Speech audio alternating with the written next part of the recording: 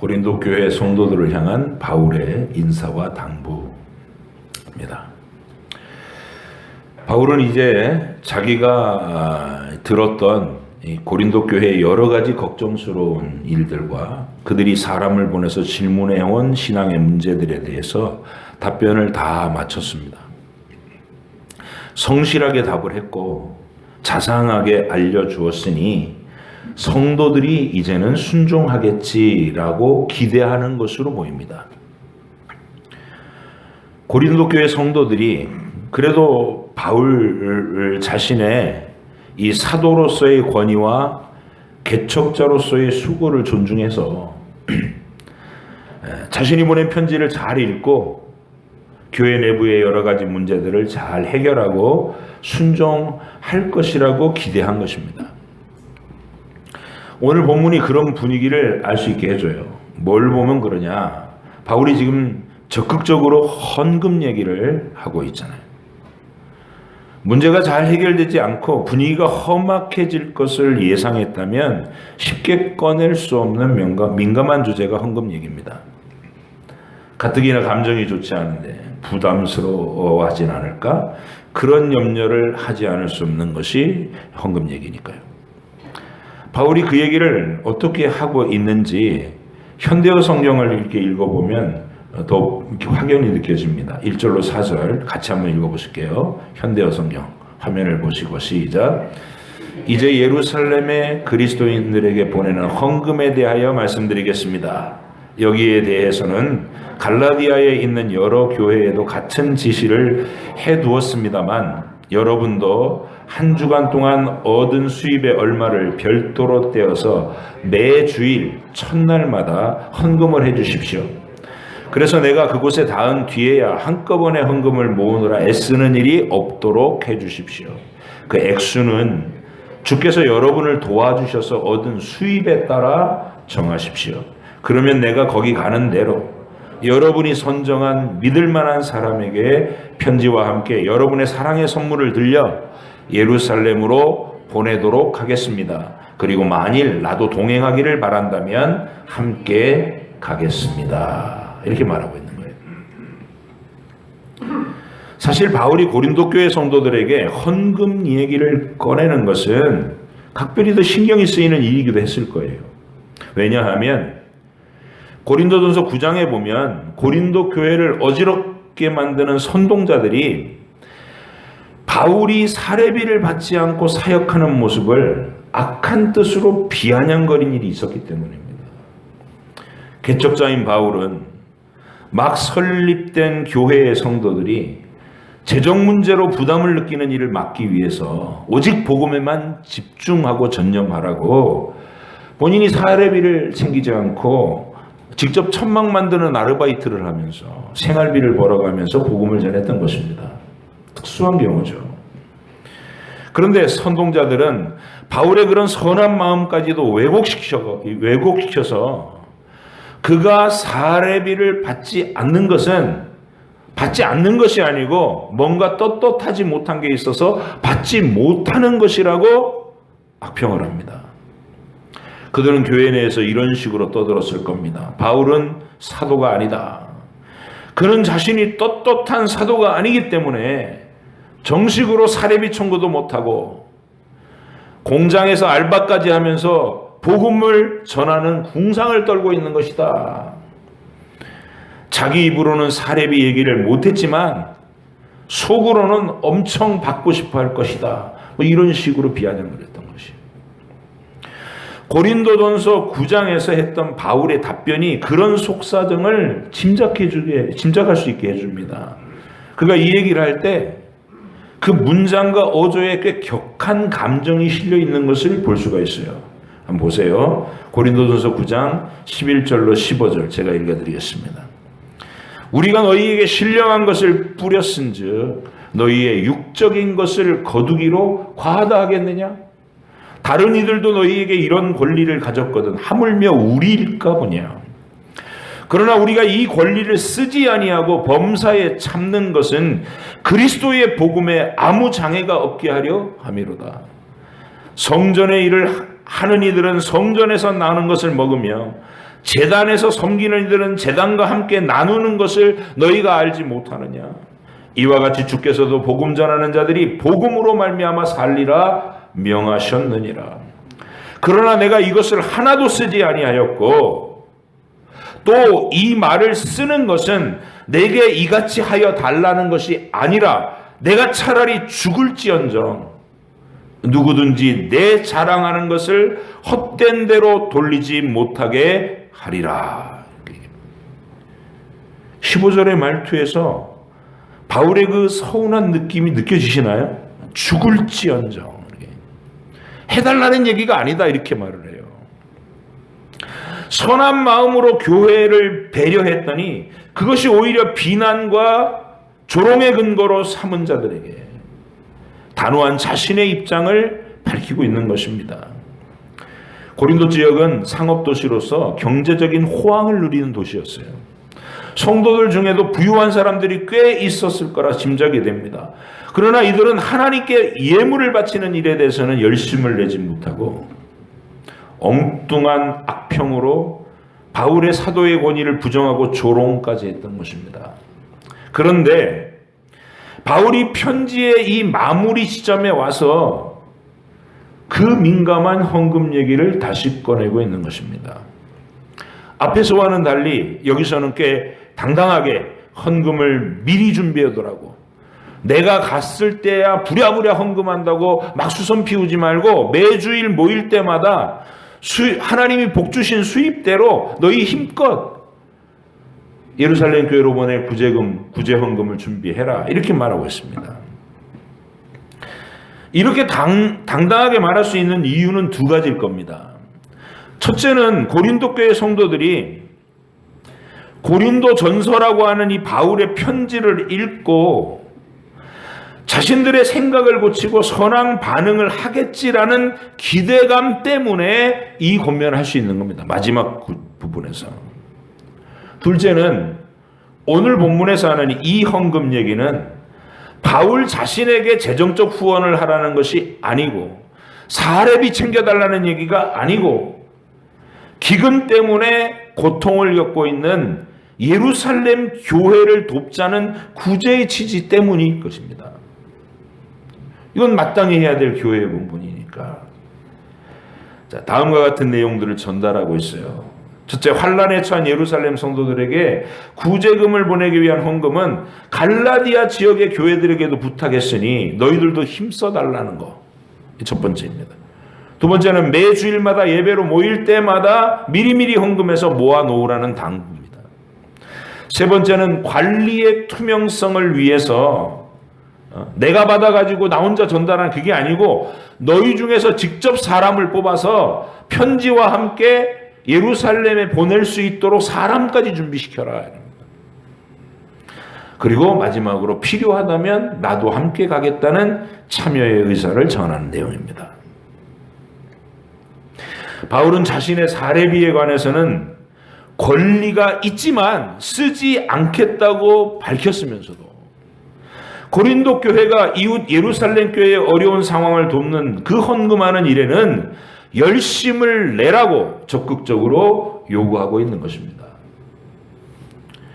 그 다음 문단에서 바울은 고린도 교회가 분쟁과 음행과 여러 가지 복잡한 문제들을 잘 극복하고 정결하고 평안해질 것에 대한 기대감을 표현합니다.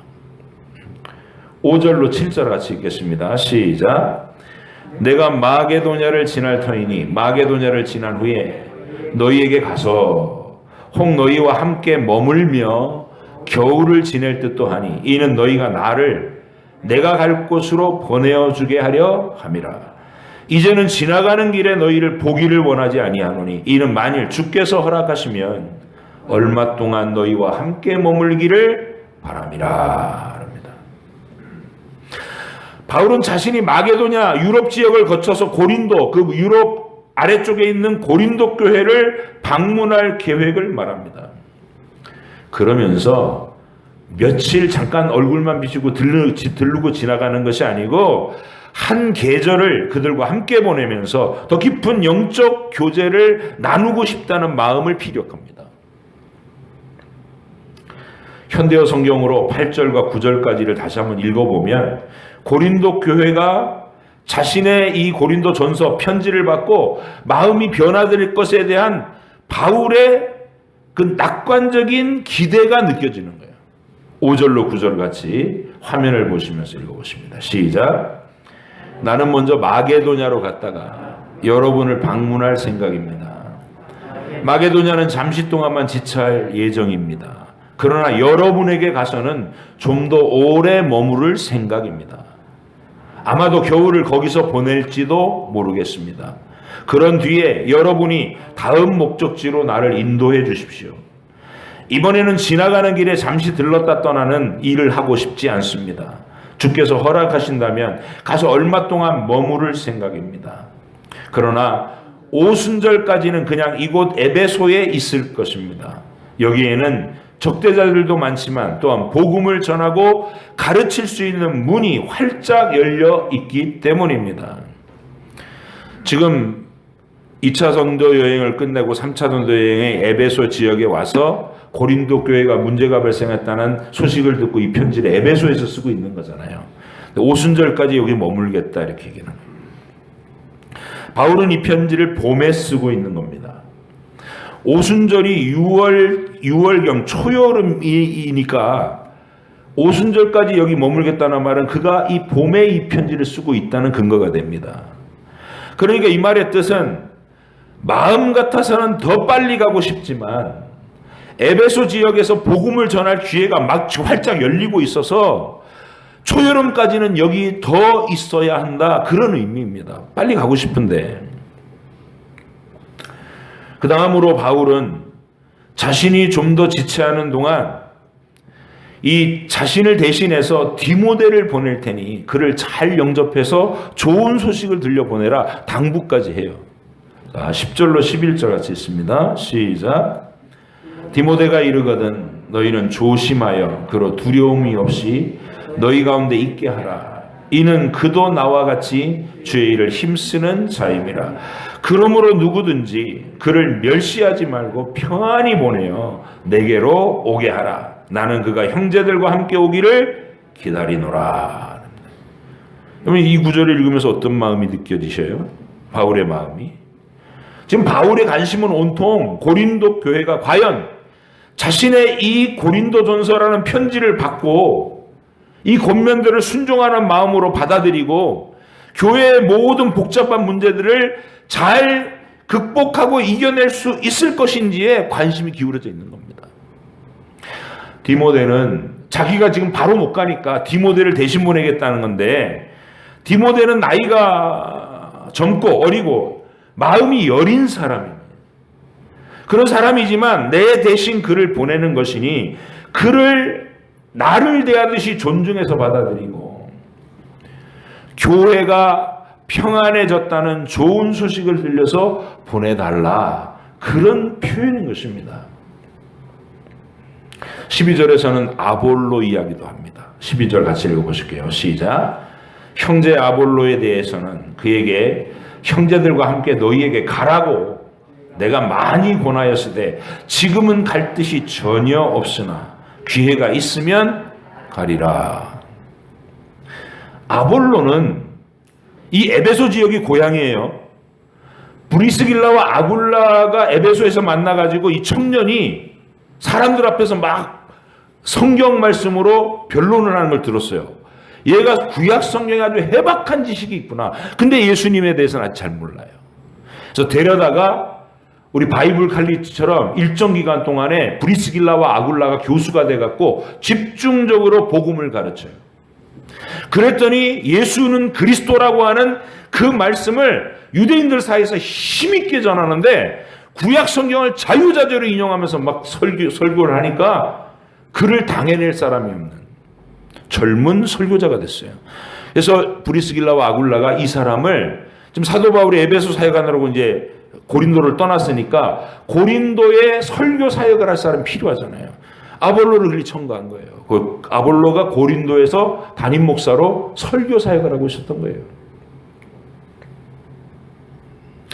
그런 아볼로가 지금 에베소에 와 있어요. 왠지. 근데 바울이 여러 차례 그를 만나갖고 너 고린도로 빨리 돌아가라 하고 권면을 했는데 완강하게 안 가겠다 한다는 거예요. 왜 이런 걸까요? 우리가 짐작해 볼 수 있는 것은 아볼로는 젊은 사역자잖아요. 근데 자기가 힘써 막 설교를 하고 성도들을 이끌었는데 그 결과가 교회가 파벌로 나뉘어서 나는 베드로파, 나는 바울파, 나는 아볼로파, 자기까지 포함되어 있어서 파벌이 나뉘는 거예요. 나는 그리스도파 이러면서 다투는 모습에 상처를 받고 낙심이 된 거예요. 그래서 고린도 교회에서 사임을 하고 자기 고향인 에베소로 돌아와 있었던 것입니다. 상처가 깊으니까 너 다시 가라 그래도 지금은 도무지 자신이 없습니다. 거기 갈 힘이 없습니다. 이러면서 거절을 하고 있다는 거예요. 바울의 이 간단한 언급에는 두 가지의 의미가 들어 있습니다. 첫째는 너희들이 분열하고 다투고 교회와 성도들이 덕을 세우지 못하고 그 많은 문제점들을 드러낸 까닭에 주의 말씀을 힘써 전했던 젊은 사역자의 마음을 이렇게 상처 입히고 낙심시킨 것이다라는 질책이 들어있는 것입니다. 다른 하나는 그렇지만 이제라도 내 편지를 새겨서 읽고 너희들이 회개하고 변화되는 모습을 보이면 아볼로도 조만간 마음을 회복해서 너희에게로 돌아가지 않겠느냐. 기가 있으면 돌아갈 것이다 라고 희망도 피력하고 있는 것입니다. 16장의 나머지 말들도 이제 통상적인 인사와 덕담으로 훈훈한 마무리를 하면서 바울이 지금 이 고린도 전서가 고린도 성도들에게 전달만 되면 그들이 읽고 교회적으로 변화될 거라는 선한 기대감이 충만하다는 것을 우리가 알게 돼요. 하지만 이렇게 고린도 교회가 말씀의 권면을 받고 변화될 것이라는 바울의 선한 기대감은 그 기대와는 달리 참담한 소식으로 되돌아옵니다. 이 교회의 역사예요.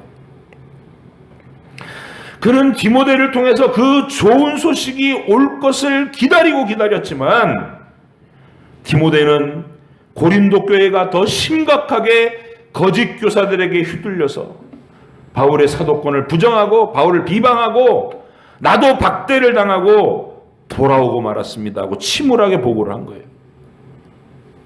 기가 막히죠. 고린도전서를 다 읽고 나서도 오늘 본문에서 바울이 밝히고 있는 그 모든 계획도 오순절까지는 여기서 머물다가 내가 초여름쯤에 너희들에게 가서 겨울까지 너희들과 함께 지내면서 복음의 은혜를 마음껏 누리고 싶다라고 얘기했던 그 바울의 기대는 무참하게 꺾인 거예요.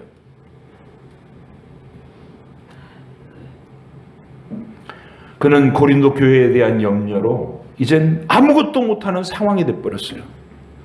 에베소에서 그렇게 일할 것이 문이 활짝 열렸다고 했음에도 불구하고 그는 온통 고린도 교회 문제 때문에 밥을 먹어도 잠을 자도 고통스러웠던 거예요. 그 힘겨운 상황들을 고린도 후서 10장부터 13장까지 해서 우리는 생생하게 읽을 수 있습니다. 바울이 얼마나 그걸 힘들어했는지. 다음 주부터는 그 얘기를 나눌 거예요. 오늘 우리는 이 고린도전서의 마지막 본문을 보면서 깊이 생각해야 될 점이 있습니다. 그냥 표면에 나타나는 건 헌금 얘기했구나. 디모데 보낼 테니까 잘 선대해서 보내라구나. 아볼로는 지금 안 간다고 하는구나. 이런 사람들하고 인사를 나눠라. 이렇게 얘기하는 것처럼 보이는데 저는 여러분들이 그 표면만 보는 게 아니라 그 이면에 있는 바울의 상태를 보라는 거예요. 바울은 자신이 간절히 기도했고 최선을 다한 이에 기대와는 다른 힘겨운 상황을 맞이할 것을 우리는 미리 알고 있습니다. 바울은 몰라요, 지금 이 시점에서는. 기대감으로 너희가 이 권면을 잘 받아서 변화되기를 바라고 좋은 소식을 들려다오, 내가 이제 겨울 동안 너희들과 함께 지내고 싶다, 이렇게 전하고 있는데 우리는 그 뒤에 일을 알고 있단 말이에요. 이 바울의 기대는 무참히 꺾입니다. 배반을 당하죠.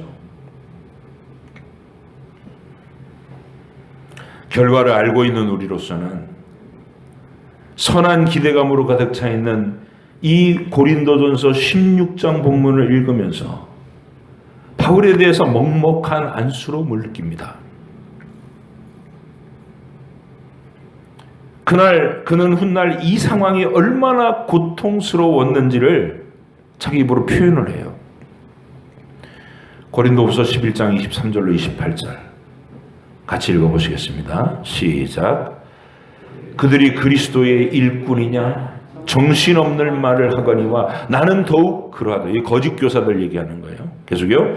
내가 수고를 넘치도록 하고 옥에 갇히기도 더 많이 하고 매도 수없이 맞고 여러 번 죽을 뻔하였으니 유대인들에게 40에서 하나감한 매를 5번 맞았으며 3번 태장으로 맞고 1번 돌로 맞고 3번 파선하고 일주야를 깊은 바다에서 지냈으며 여러 번 여행하면서 강의 위험과 강도의 위험과 동족의 위험과 이방인의 위험과 시내의 위험과 광야의 위험과 바다의 위험과 거짓 청제 중에 위험을 당하고 또 수고하며 애쓰고 여러 번 자지 못하고 줄이며 목마르고 여러 번 굶고 춥고 헐벗었노라.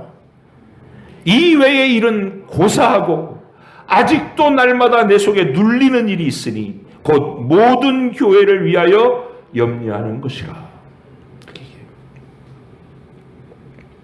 바울은 감옥에 갇히고 매를 수없이 맞고 여러 번 죽을 고비를 넘기고 그랬지만 그 모든 일들보다 더 고통스러운 것은 지금 해결되지 않고 있는 고린도 교회 너희를 향한 염려가 난 죽을 것만 같다, 이렇게 말하고 있는 거예요. 매 맞고 옥에 갇히고 배가 깨져서 파산하고 이건 아무것도 아니다, 난 견딜 수 있다, 그런 거는. 근데 교회들이 위태로워지는 것은 내가 감당할 수가 없다, 난 아무것도 못하고 있다, 이런 말이에요. 그럼 어쩌겠습니까? 바울이 이런 상황에서 환멸을 느끼고 분노를 느끼고 포기할까요? 중요한 점은 그게 아니라는 겁니다. 포기하지 못해요, 바울은. 우리가 역시 알고 있는 것은 이 극심한 고뇌의 시간과 눈물의 시간이 흐른 후에 이 일의 마지막 결과는 해피엔딩으로 맞춰진다는 사실이에요. 고린도 교회가 마침내 바울의 그 간절한 중심을 또 성령의 강력한 권고를 받아들여서 회개하고 사도 바울의 권위를 인정하고 교회가 평정되는, 악한 자들을 치리하고 내보내고 정상적인 교회 기능을 되찾더라는 것이죠. 그 마지막 승리를 얻을 때까지 온갖 모욕과 수치와 억울함을 견뎌내는 이 바울의 모습을 우리는 끝까지 눈여겨봐야 한다는 말씀입니다. 오늘 본문은 그래서 표면적인 내용을 이해하는 것보다 더 중요한 건 이거예요. 바울은 선한 기대감으로 차 있는데 잠시 후면 이 기대감이 무참하게 꺾일 것이라는 것이죠. 짓밟힌다는 것이. 그럼에도 바울은 분노에 차서 고린도 교회에 이제는 너희들하고 상종을 안 하겠다 이러고 등을 돌려버리지 못합니다. 밥이 안 넘어가고 잠이 안 오고 아무것도 못하고 오직 고린도 교회를 바라보고 있으면서 그래도 그 교회를 끌어안고 신음하고 있는 거야. 몸부림치고 있는 거예요. 우리는 이 바울이 걸어가는 길의 의미를 정확하게 아셔야 됩니다. 그냥 바울은 딴 사람보다 많이 착해서 그거 아니에요. 바울 안 착해요. 바울 절대 착한 사람 아니에요. 아주 냉정한 사람이고 늘 애정연애 갖고 다른 사람을 자기와 틀린 의견을 하지만 아주 한 방에 박살을 내고 심지어 죽이기까지 했던 사람이에요. 바울이 왜 근데 이 수치와 모욕을 견디냐 하는 거예요. 바울이 그렇게 낙심될 만한 상황을 끝까지 인내하며 견딜 수 있는 것은 그가 오직 예수님의 십자가와 부활의 진리에 굳게 서 있기 때문입니다. 자신의 자존심이나 이익이나 개인적인 안위에 대해서는 철저히 내려놓고 있어요. 나는 어떻게 돼도 좋다. 그 철저한 자기 부정의 길을 힘껏 달려서 마침내 우리 주님이 그러셨던 것처럼 승리의 자리에 도달하는 겁니다. 바울은 고린도전서 서두에서 이 복된 비결을 우리에게 말해준 바 있습니다. 기억 한번 해볼게요. 고린도전서 2장 1절로 2절 시작. 형제들아, 내가 너희에게 나아가 하나님의 증거를 전할 때에 말과 지혜의 아름다운 것으로 아니하였나니 내가 너희 중에서 예수 그리스도와 그가 십자가에 못 박히신 것 외에는 아무것도 알지 아니하기로 작정하였습니다.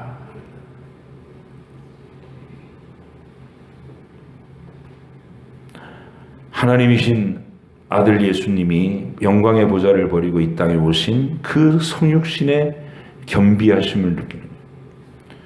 동등되신 분이지만 동등됨을 취할 것으로 여기지 않고 종의 형체를 입어 사람과 같이 되셨고 죽기까지 복종하셨으니 그 십자가에 죽으심이라. 이 원리를 아는 거예요. 십자가가 내가 따라야 될 유일한 길이다.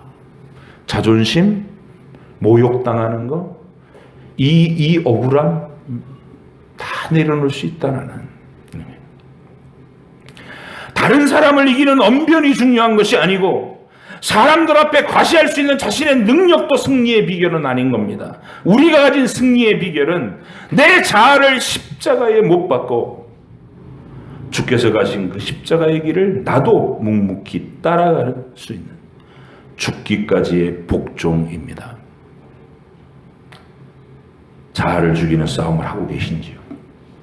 여러분, 신앙생활에서 제일 중요한 본질적인 이 싸움은 멈추지 않아야 됩니다. 자아를 죽이는 싸움을 하고 계십니까? 아니면 혹시 자아가 펄펄 살아서 늘 다른 사람에게 대한 짜증과 분노에 차서 지내시지는 않는지요? 자아입니다. 짜증이 나고 분노가 나고 용서할 수 없고 억울하고 그래서 이를 갈게 되고 이건 자아입니다. 바울은 그 지점에서 자아를 십자가에 못 박는 길을 부지런히 묵상했다는 거예요. 예수님, 내 주님이 걸으신 길. 여러분, 자아가 자꾸 일어나서 막 활성화되는 길은 승리의 길이 아니고 악의 영들에게 속아서 종노릇하는 길이고 가정을 깨어지게 하고 교회를 어지럽히는 분열로 가는 어리석은 길이에요. 내 자아를 증명하는 길이 그렇습니다. 그래서 이 세상 모든 세상의 기관과 단체는 전부 자아를 막 부풀려주는 곳이에요. 당신의 자아를 실현하라. 당신의 꿈, 당신의 야망을 가져라. 성공하기 위해서 무엇이든지 하라. 이러면서 자아를 부추겨요. 오직 기독교만이, 우리 주님의 도리만이 내 영광을 내려놓고 낮고 비천한 자리에 기꺼이 들어가서 다른 사람을 살려내기 위해서 내가 십자가의 길을 걷는 이 길이 우리가 걷는 길입니다. 근데 이게 나는 십자가의 길을 걷습니다 이렇게 얘기하면 너무 그냥 뭐랄까요, 관념적인 말이 돼버려요. 실제적으로 어떻게 하는 건지라 잘 모르겠어요. 근데 바울이 지금 보여주고 있는 거예요. 고린도 교회의 문제 앞에서 앞으로 이제 다음 주부터 우리가 전개해 나갈 고린도 후서 10장부터 13장 그 부분이 눈물로 쓰는 두 번째 편지인데 바울이 어떻게 절규하면서 끝까지 그 고린도 교회를 향해서 소망과 기대를 포기하지 않고 하나님께 매달리는가.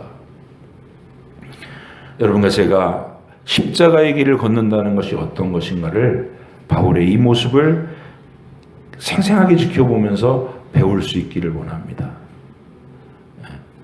이 선한 기대가 무참히 꺾일 때, 여러분이 최선을 다해서 돕고 사랑했는데도 배신으로 돌아오고 억울함으로 돌아왔을 때, 여러분이 분노에 사는 게 아니라 그 영혼을 위한 안타까운 눈물로 계속해서 붙잡혔습니다. 이게 십자가의 길입니다. 오늘 그 십자가의 길을 이제 걸어야 되는 바울. 우리는 미리 알아서 이 부분을 먼저 보는 거예요. 이렇게 선한 기대로 충만했는데 이제 그 다음 장면은 바울이 무참하게 고린도 교인들에게 모욕을 당하고 배척을 당하는구나 하는 걸 알게 되니까 이 마음을 품고 여러분이 교회 생활을 하는 동안, 신앙 인생을 사는 동안에 이 십자가의 길이 여러분의 곳이거든. 분노하지 마시고, 아, 이 길이 승리로 가는 길이다. 내가 제대로 들었었구나. 기억하시고 힘써 자아를 죽이는 길로 나아가시는 복된 여러분 되시기를 축복합니다. 기도하겠습니다.